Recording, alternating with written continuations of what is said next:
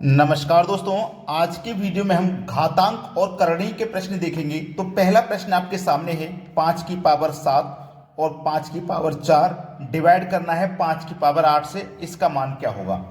देखिए, जब गुणा में सेम संख्या हो, जैसे यहाँ भी 5 और यहाँ भी 5, दोनों जगह सेम संख्या है और गुणे में है, जब हमारा बेस समान होता है ना, गुणा में गुणा हो और बेस समान हो तो पावर ऐड हो जाती है। ठीक है, तो हमारा बेस समान है, एक ही 5 है, दोनों जगह 5 5 है, तो मैं एक ही 5 ले लूंगा। बेस जब समान रहता है तो हम एक बार में ही वो संख्या ले लेते हैं और पावर ऐड हो जाती है, यानी कि गुणा में रहेगा तो पावर ऐड हो जाएंगी। तो 7 और 4 कितना, 11 हो जाएगा ये। ठीक है, अब हमें डिवाइड कितने से करना है, 5 की पावर 8 से डिवाइड करना है, 5 की पावर 8 से डिवाइड करना है, यही तो सवाल है। देखिएगा, 5 की पावर 11। अब देखो, ये 5 की पावर जो 8 है डिवाइड में, ये प्लस में है, और जब मैं डिवाइड से ऊपर लेके जाऊंगा तो ये माइनस में हो जाएगी। पहले तो ये नीचे से ऊपर जाएगी संख्या 5 की पावर 8, तो गुणा हो जाएगी, और 5 की पावर 8 को मैं नीचे से ऊपर ले गया हूं तो पावर प्लस में है, नीचे ऊपर जाके माइनस में हो जाएगी पावर। अब देखो, यहां भी बेस समान है, दोनों जगह बिल्कुल इसके जैसे, गुणा में है और बेस समान है, गुणा में है और बेस समान है, तो पावर ऐड हो जाती है। तो दोनों 5 का एक 5 आ जाएगा। अब इनको ऐड करेंगे, यहां तो दोनों प्लस का था तो ऐड हुआ, यहां 11 में से 8 को माइनस कर देंगे तो 5 की पावर 3 बचेगा, और 5 की पावर 3 का मान कितना होता है, 125 होता है। तो ये आपके सवाल का ना बिल्कुल सही जवाब हो जाएगा, 125। मतलब डी ऑप्शन बिल्कुल सही जवाब है। अब देखते हैं अगला प्रश्न। अगला प्रश्न है स्क्वायर रूट में 4/3 माइनस स्क्वायर रूट में 3/4, इसका मान पूछा है, क्या होगा। देखिएगा ध्यान से, 4/3 पूरे स्क्वायर रूट में है, इसका मतलब 4 भी स्क्वायर रूट में है और 3 भी स्क्वायर रूट में है, तो हम दोनों को अलग अलग लिख लेंगे। 4 को भी स्क्वायर रूट में लिख लेंगे, इसके बटे में जो 3 है उसको भी स्क्वायर रूट में लिख लेंगे। दोनों को हमने अलग अलग स्क्वायर रूट में लिख लिया। ऐसे ही इनको लिख लेंगे, 3 को भी स्क्वायर रूट में, और इसके बटे में जो 4 है उसको भी स्क्वायर रूट में लिख लेंगे। अब क्या होगा, √3 और √4 का एलसीएम लेंगे तो क्या हो जाएगा, √3 मल्टीप्लाई √4, दोनों का एलसीएम लेंगे तो दोनों का गुणा हो जाएगा। अब क्रॉस मल्टीप्लाई, √4 का गुणा √4 से करो तो रूट हट जाएगा केवल 4, √3 का गुणा √3 से करो तो रूट हट जाएगा केवल 3, साइन बीच में माइनस का है। अब 4 में से 3 जाएगा, 1 बचेगा, और बटे में आपका क्या है देखना, √3 गुने √4 है। तो सीधा सीधा सवाल है कि 4 का तो स्क्वायर रूट होता है कितना, 2, अब 2 का गुना √3 से कर दो तो 2√3 हो जाएगा। अब ये किस ऑप्शन में, चेक कर लो, 1 के बटे में 2√3 डी ऑप्शन में है। देखना, मैं फिर से बता दे रहा हूं, 4 में से 3 गया 1, नीचे 3, 4 का स्क्वायर रूट करोगे 2 हो जाएगा, ये स्क्वायर रूट में 3 है, स्क्वायर रूट 3 ले लिया, 4 का स्क्वायर रूट 2 हो जाएगा। अब 2 का गुना 3 से करो तो 2√3 नहीं हो जाएगा, और ऊपर 1 है, यही तो डी ऑप्शन में है। सभी को सवाल समझ में आ गया। अब देखते हैं अगला प्रश्न। अगला प्रश्न है, अब आपको देखो ये प्रश्न दिया गया है, ऐसा कंफ्यूजन वाला सवाल, आप सोचोगे पता नहीं कैसे हल होगा, ये किसके बराबर है पूछा गया है। देखना मेरी बात ध्यान से, ये आपके पास ब्रैकेट के ऊपर पावर है, फिर एक और ब्रैकेट है उसके ऊपर पावर है, फिर एक और ब्रैकेट है उसके ऊपर पावर है। तो इसका बेसिक समझ लीजिए पहले, a की पावर m, ठीक है, इसकी पावर n, और फिर इसकी पावर l, समझो। ठीक है, तो पावर का पावर से आपस में मल्टीप्लाई हो जाता है। जब पावर के ऊपर पावर हो, पावर के ऊपर पावर हो, तो आपस में क्या हो जाता है, मल्टीप्लाई हो जाता है। तो ये तीनों पावर a के ऊपर है ना, तो a के ऊपर तीनों पावर है, तो a के ऊपर तीनों का मल्टीप्लाई हो जाएगा, m multiply n multiply n, तीनों का मल्टीप्लाई हो जाएगा a के ऊपर। बिल्कुल ऐसे ही a का मान हमारे पास 1/2 है, तो -1/2 हमारे पास ये a का मान है। इसके ऊपर क्या हो जाएगा, इन तीनों पावर को आपस में मल्टीप्लाई, तो 2 का गुना 2 से करेंगे 4, माइनस का 4 होगा, और माइनस के 4 का गुना -1 से करेंगे तो माइनस माइनस का गुना प्लस, 4 एकम 4 हो जाएगा, मतलब पावर हो जाएगी 4।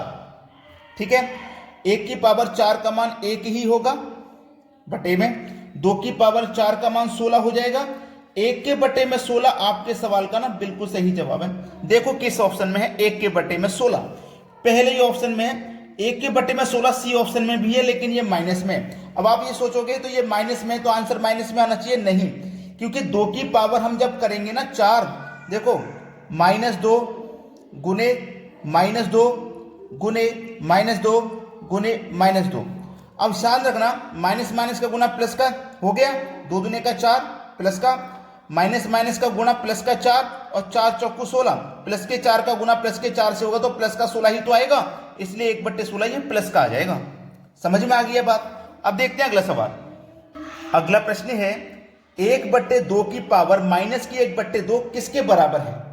अच्छा सवाल है, बेहतरीन क्वेश्चन, देखिएगा ध्यान से, बेसिक समझो। 1 के बटे में a की पावर m। अब ये a की पावर जो m है मैं नीचे से ऊपर ले जाऊंगा, नीचे से ऊपर ले जाऊंगा तो a की पावर माइनस की m हो जाएगी। यहां प्लस है तो ऊपर जाके माइनस, अगर ऊपर माइनस है तो नीचे आके प्लस, अगर ऊपर प्लस है तो नीचे आके माइनस, अपोजिट हो जाता है। प्लस है तो ऊपर जाके माइनस हो जाएगी और माइनस है तो ऊपर जाके प्लस हो जाएगी। ठीक है, चलिए हमारे पास क्या है 1 के बटे में 2, इसकी पावर माइनस की 1/2, यही दिया गया है। ठीक है, अब 1/2 का मतलब क्या होता है, स्क्वायर रूट होता है। 1/2 का मतलब भाई क्या होता है, स्क्वायर रूट होता है। 1/2 का मतलब स्क्वायर रूट। अब ये मेरे पास क्या है 1, नीचे क्या है 2, ऊपर 1 नीचे 2, जैसे 1 के बटे में ये पावर थी।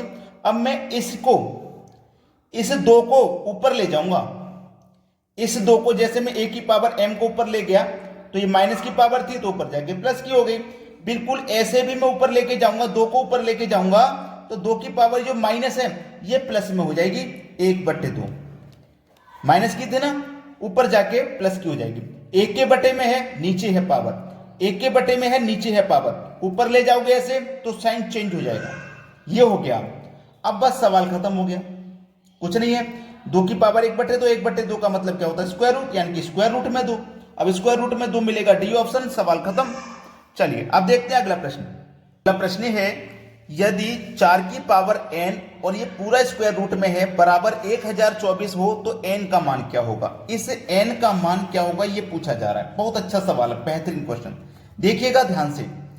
ये मेरे पास 4 है, अगर मैं 4 का स्क्वायर रूट करता हूं, ध्यान देना, या फिर मैं इस 4 को क्या लिख सकता हूं, 2 की पावर 2 का मान 4 होता है और इसकी पावर में क्या कर देता हूं n है साथ में और ये हो गया स्क्वायर रूट। इस 1024 को मैं क्या लिख सकता हूं, 2 की पावर अगर 10 करोगे तो 1024 होता है। अब मैंने देखो यहां पे ध्यान देना क्या कर दिया, यहां पे देखो मैंने बहुत अच्छा सवाल बना लिया। ये 2 की पावर n स्क्वायर रूट में है, इस स्क्वायर रूट को मैं हटाऊंगा, इसका मतलब क्या होता है, देखो 2 की पावर ऊपर 2n है, अब मैं स्क्वायर रूट को हटाऊंगा तो इसका मतलब क्या होता है पावर 1/2।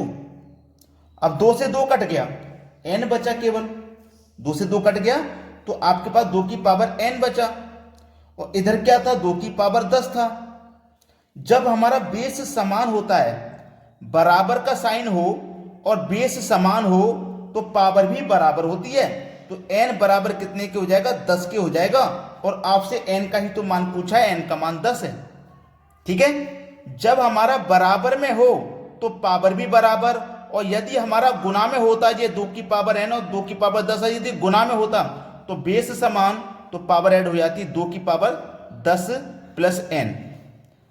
जब गुणा में होगा ना बेस बराबर तो पावर को जोड़ेंगे, अगर बराबर में होगा बेस बराबर तो पावर भी बराबर होती है, याद रखना इस चीज को। चलिए अब देखते हैं अगला सवाल। अगला प्रश्न है x की पावर b प्लस सी की होल पावर b माइनस सी, x की पावर c प्लस a की whole power c minus a, x की पावर a प्लस b की whole power a minus b का मान बताना क्या। देखिएगा मेरी बात को ध्यान से समझिएगा, सभी जगह x है, ठीक है, b प्लस सी b माइनस सी, ये प्लस है ये माइनस, ये प्लस है ये माइनस और ये प्लस है ये माइनस, वही संख्या है। ठीक है, तो ये क्या है, हमारा एक चक्रीय व्यंजक है। चक्रीय व्यंजक बोलते हैं इसको, क्या बोलते हैं, चक्रीय व्यंजक बोलते हैं इसको, चक्रीय व्यंजक। और चक्रीय व्यंजक का मान हमेशा एक होता है, मान हमेशा एक होता है, याद रखना इस चीज को। चक्रीय व्यंजक का मान हमेशा एक होता है, तो इसका आंसर हो जाएगा 1। कुछ है ही नहीं सवाल में, कुछ करना ही नहीं है, बस चक्रीय व्यंजक को पहचान लो, सभी जगह x है, a plus B A minus B, वो b plus C B minus C, c plus A C minus C, a plus B A minus B, वही है चक्रीय व्यंजक है, उसका मान हमेशा एक होता है। अब देखते हैं अगला सवाल। अगला प्रश्न है 2√2, 3√3 तथा 4√4 में सबसे बड़ी संख्या क्या है। इस सवाल को पूछा जा रहा है। चलिएगा मैं आपको ये तरीका पहले भी बहुत बार बता चुका हूं, लेकिन कुछ बच्चे नए होंगे जो मुझे बताना जरूरी है उनके लिए, वरना मैं ये होमवर्क के लिए देने वाला था सवाल। देखिएगा, आपको करना क्या है, ये जो बाहर वाली संख्या है ना, ये जो बाहर वाली संख्या है, इनका आप एलसीएम ले लीजिए। 2 3 4, 2 3 4 का आप एलसीएम लोगे, तो 12 आ जाएगा। एलसीएम 12 आ गया ना, एलसीएम आ गया 12। अब मेरे पास यहां देखो स्क्वायर रूट में 2 3 और 4 है, 2 3 4 मैंने ले लिया। इस 2 से 12 को कटाओगे 6 बार में कटेगा, पावर 6 रख दो। 3 से 12 को कटाओ 4 बार में कटेगा, पावर 4 रख दो। और 4 से कटाओगे 12 को 3 बार में कटेगा, पावर 3 रख दो।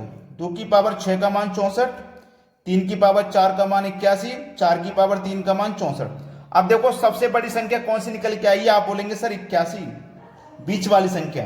बीच वाली संख्या मतलब ये बीच वाली संख्या 3√3 सबसे बड़ी संख्या है।